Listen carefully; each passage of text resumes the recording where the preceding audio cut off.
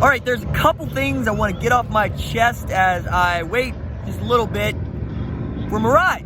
So that's coming up after the bumper. What's up, kid folks? It's RJ Young. I'm not on a step. No, consider hitting the like and subscribe button because I upload a video every single day. It's always OU related, college football related, sports related. We have a good time. And today, I kind of want to take you through my experience of attending the Big 12 championship game as media member. Well, first thing is, check it.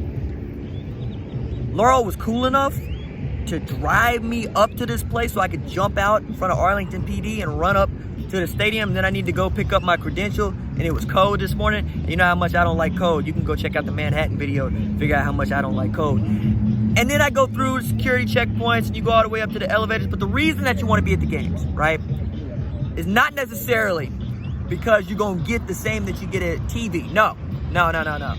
I bring the iPad so that I can watch the game with y'all, but I watch it like 30 seconds before y'all do. So that's how I kind of, it's like clairvoyant. And you know, there's a lot of sports writers in your Twitter feed that you're just not friends with on game day because they're telling you what happens 30 seconds before it happens because there's a TV delay. However, I come set with that, and I know what I see on the field. And having both at my disposal is friggin' awesome. Not just because I get to tweet and stuff, but because I enjoy being able to see all 22.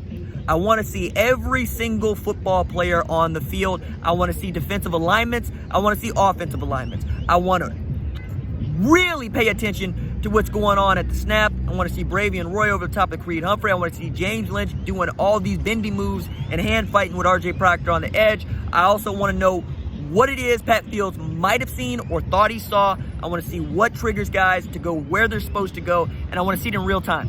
So for instance, a thing that you probably don't see on the Jalen Hurts pass to Charleston Rambo that looked like a catch that was incomplete is that Baylor was out in cover 0.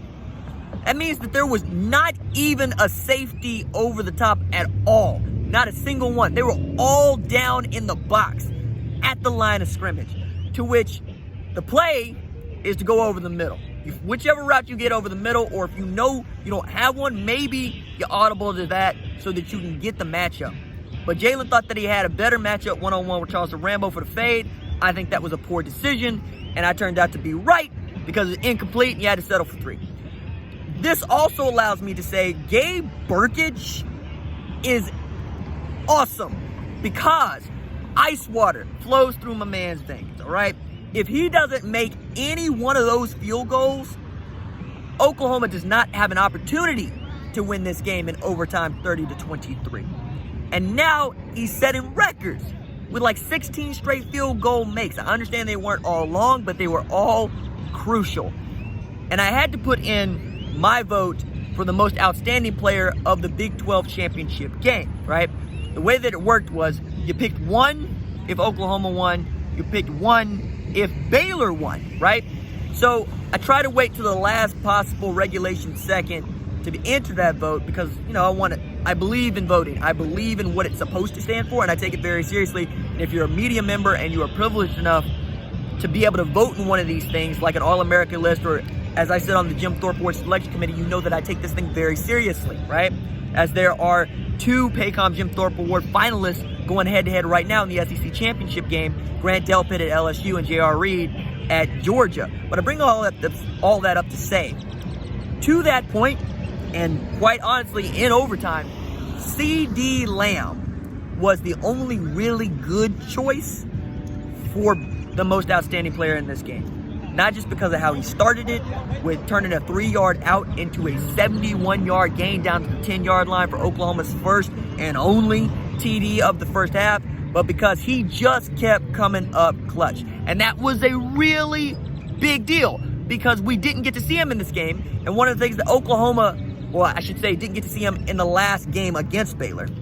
And the thing that Oklahoma fans would tell Baylor fans is, yeah, 25 down, but we ain't 25 down if CeeDee Lamb is out there. I don't know if that's true. I do know having CeeDee Lamb at Jalen Hurts' disposal is a much bigger deal for Oklahoma than it is for Baylor, because Baylor is really, really good defensively. I know that I talk a lot about James Lynch, and I should, and Bravey and Roy is sunning Creed Humphrey for 3.5 quarters, but those DBs can run. Jordan Williams coming up with the pick is not a fluke. Baylor recorded 30 takeaways in 13 games, 40 plus sacks. Now, Phil Snow, defensive coordinator, said his math checked out to where if you get 30 takeaways and you get 40-plus sacks, you can get 10, 11 wins a season. If that was the same thing at Oklahoma, you win a national championship. You know what I'm saying? That's just how it's going to be. And the fact that Matt Rhule and Phil Snow could get those boys to play this well, this late into the season, after losing their leader in Clay Johnston at middle linebacker, after trying to figure out how to make this thing work with not just the second string, but the third string quarterback, a guy that was playing scout team safety on Friday, speaks volumes. I need to underscore this. Jacob Zeno, dude that came in through one pass that goes for 81 yards, ends up to start the game with a 1,110.4 passer efficiency rating, was playing scout team safety on Friday. That's how little they thought they would need him in this thing. So knowing all of that, and knowing how well prepared Matt Rhule's boys were, and how they have taken his culture and foisted it onto the program, I cannot give that man enough credit. I can't. They want to be tough. They don't want to be entitled. They want to work for everything. They have a public school mentality of a private institution. Not something that's easy to pull off. That said, Oklahoma should have outclassed this team on talent alone. And Rhule said this. How many people are going to hold Oklahoma to 23 points of regulation? Not a lot.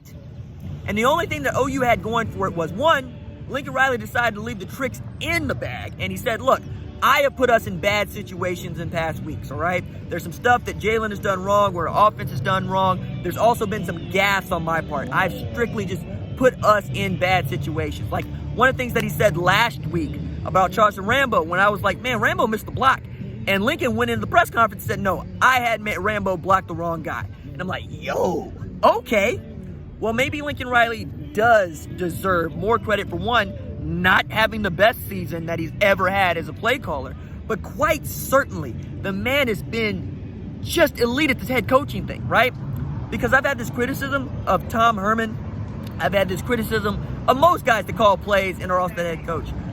My own Philip Montgomery at Tulsa, right? At my alma mater, I'm like, some guys just can't do it. Most guys can't do it. Certainly the guys that win national championships can't do it. People forget, the only year Gus Malzahn won a national championship, he was the OC. Gene Chizik was the head coach. Because wearing the CEO hat, like a guy like Mac Brown did, you're going to be in good, right? You need your offensive coordinator and your defensive coordinator to only think about that. Because the thing that I can say nice about Texas at this point, the thing I can say that I really think that Mac Brown did best was, look, when Mac Brown was at Texas, they were... Okay, so I had nice things to say about Mac Brown. And then my girlfriend Laurel called to say, hey, I'm here to pick your black behind up. Where is you at? That is not what I said. Anyway, Mac Brown. When he had two good coordinators, Texas was real good. And that's basically what I'm saying about Matt Rhule, right? That's the long bit about that was one of the reasons that Matt Rhule is so great is because he had the same two coordinators for 7 friggin' years. Think about how crucial that is. More thoughts coming because, one, it's a long drive, and two, it's a really big game. LSU, do your job. Doses.